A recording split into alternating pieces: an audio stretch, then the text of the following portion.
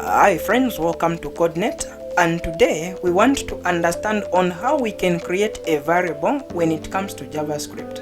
Of course, you can tell that I definitely have two files, which is the file named jsproject.js. The actual extension, which is js at the end, actually denotes that this is a JavaScript file, external JavaScript. We've already talked about how we can create external JavaScript and link that actual external JavaScript using the script as an element of HTML to an HTML document. This is why we have again another file which is saved firstjs.html. This is definitely an HTML based document. So when we go on our actual folder, you can tell that I have saved the two files in the same folder. We have the folder which is named first.js, again another folder which is named JS project. If we go now on our actual browser, which is, of course, I'm using Google Chrome, you can again denote that I have created, of course, a simple HTML based code which is being displayed on the actual browser.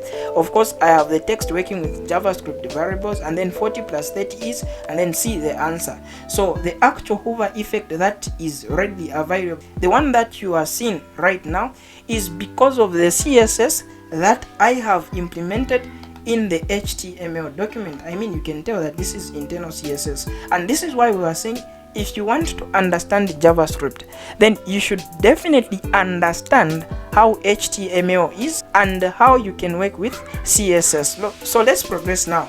How can we create a variable when it comes to JavaScript? Like in any other programming language, a variable is simply defined as a container that can hold on to data. In JavaScript, if you want to create a variable, we use the keyword var. I mean, you can also tell that it is simply the short form for variable, var, variable, standing in for variable. So what we are saying is, okay, I want to create a variable, or should I just say, of course, with mere programming and anything related to that, I want to create a container. So I have denoted that because I am saying variable. I want to create a variable. Now the question to ask is, okay, you want to create a container. Yes, we understand, but what is the actual name for the container that you want to create? The container I want to create, I will give it the name X. So this means you shouldn't always use X as the name for any variable. No, you can give it any name. If you want, you can say, okay, I'm creating a variable with the name Z. If you want, you can say, okay, I'm creating a variable with the actual name first name. You can give it any name, but with me, since we are doing the practical and anything related to that, let's just use X, because I mean X is even way easy to remember that we were creating a variable that had the name X. And then yes, here I've said, okay, I've created a variable. The actual variable that I have created is called X, but what's the content inside X? I mean, we are creating a container. What is the actual content that should be inside the actual container that we've created? So we use the equal sign to send data inside the actual variable that we are from creating. So an equal sign in programming, including of course JavaScript, is called an assignment operator. And then yes, I've created a variable called X, and then X is equal to boom. Up to now, we don't have the content that should be inside X. So don't forget, on our actual browser, we are saying, okay, 40 plus 30 is, meaning we should at least create a variable that will hold on to 40 as data that will be sent to the actual variable that we are created. Also a variable that will hold on to 30. So we would say, okay, I'm creating a variable which is called X, and the actual content that I want to send to X is simply 40. So up to now, we can even terminate, like we've learned from our previous session, to terminate each and every JavaScript code, we use, of course, a semicolon. So we've created the first variable which is holding on to 40. We can create another variable, let's say a variable. We now understand that to create a variable we use the keyword var, and then we can name this variable, let's just say A. So we are saying, okay, I'm creating a container, the actual name is simply A, or I'm creating a variable, the actual name for the variable is simply A. So now what should be inside A? We can use an equal sign. If we use an equal sign, then we can send, of course, 30 inside that variable. You can again tell that I am sending in data inside the variable, data that are based on whole numbers, on integers. We will foresee on how we can of course send data that contain strings, maybe a name, let's say Kevin Joseph. How can we send that as data to a variable? So yeah, we've created the two variables x and a, but don't forget we want to resolve the issue which we have as we are creating variable 40 plus 30 is, so meaning we need to create another variable that will hold on to the expression of x and a, because we know that a variable holds on to the content that we've sent. Hence immediately, like in algebra, though I hate mathematics, but of course to those who love mathematics this will be easy to remember. In algebra, if we say x is equal to 40, it means wherever we see x we think of 40, and again wherever we see a we should think of 30. So it is now easy that we can add x plus a. We expect to see the answer that can be also seen if we were to add 40 plus 30. Hence we can create another variable that will hold the expression. I mean, in our algebra we can say okay, h is equal to x plus a is equal to 70, because we can do the substitution thingies and anything related to that. I mean, I hate mathematics, but to those who love mathematics, I mean, boom, you definitely understand what's happening. So we can create another variable that will hold the expression. To create a variable, we've said we use the keyword var, and then we can create of course the variable and give it a name. I'll give it the name answer because we want the answer, and then the answer as a variable, as a container, should equal to the content that's in x if we add a value that's in a, and we terminate with a semicolon. So we've created of course another variable. Now this is of course not a different or maybe a special type of variable, no, it's just a variable that will have the content in x plus the content in a.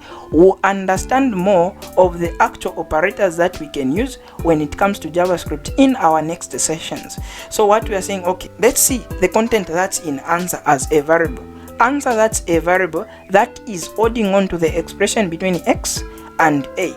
And in our previous sessions we've learned on how we can output, on how we can print out content that we want to print out using JavaScript.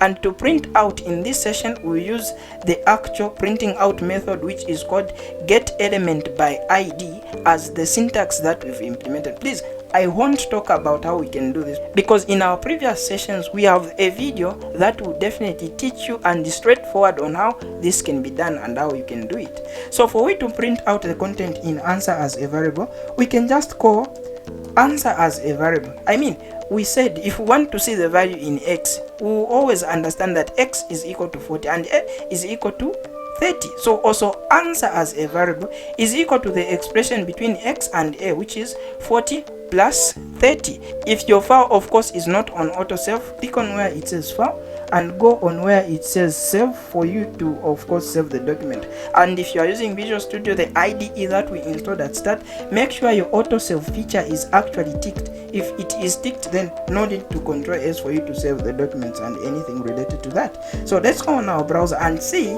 if the content inside our variables has definitely been dealt with. We refresh our browser and then we are saying okay, 40 plus 30 is, see the answer. So we are seeing the answer 70. Why are we displaying 70? It's because that's the actual content that's in answer as a variable that we are from creating. And again, if we go back on our actual code, you can tell that okay, we are displaying the content of course answer because we know element which we call a paragraph as the actual ID which we have in our JavaScript code, which is ID is equal to 1. So again, you might start asking questions. Okay, yes, we now understand on how we can create a variable that will hold on to whole numbers, but how about a variable that can hold on to a sequence of characters? Let's say a variable that can hold on to a name of an individual. Let's just change something. Of course, here on our actual HTML page, of course, no need to explain this because if you want to understand HTML, you can double check the sessions of HTML and you understand on how this can be done and anything related to that.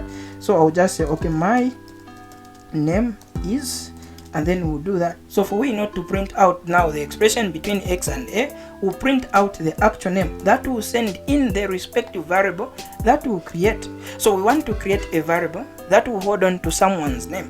So I can say, okay, to create a variable, use the keyword var. By now we understand the name of the variable. Let's give it the name, because the name should be descriptive, and you can give it any name. If I want, I can name this variable a dog. If I want, I can name this variable a cow. It doesn't matter. It's my variable, hence I can do anything. But I will give it a descriptive name. I will just say, okay, name, and then an equal sign denotes that the content that will be written now will be sent to the actual variable that we are from creating. So I will just say, okay, I want to send a sequence of characters inside the variable that I have created. How can that be done? We can send a sequence of characters to a variable, a sequence of characters, not a whole number. If we place the content in double quotes, you can tell that this is the only difference. This is, of course, a double quote. You can tell that we have a quote here and an ending quote, hence a double quote. After that, we can even terminate with a semicolon. And then the actual name should be in between the double quotes. Please don't forget, double quotes, very important. If you don't want to use the double quotes, then you can, put the content in between the single quotes. That is also okay when it comes to JavaScript. And then I will say, okay, my name is Kevin Joseph, and then we can print the content inside the name as a variable using the actual output that we are using, which is get element by id. The id that we've displayed in between the double quotes is the actual id, which we have denoted again on an HTML page on the section for the element that we want to use for we to display the data that's inside this external JavaScript file. So I can just, okay, print the content in name, and then no need to save my document, because I have saved the document already as it is on autosave. So here I can do that, and then once I do that, I can now go on the actual browser, which is the actual browser I have. Immediately I refresh, and then my name is, immediately I do that, okay, Kevin Joseph, that's my name.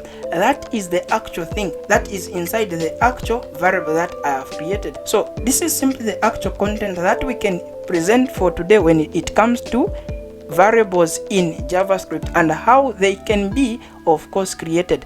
As we proceed in our next session, we work more and more with variables for you to get that familiarities when it comes to the variables and how they can be implemented. Please, you are on Coordinate, and don't forget to subscribe.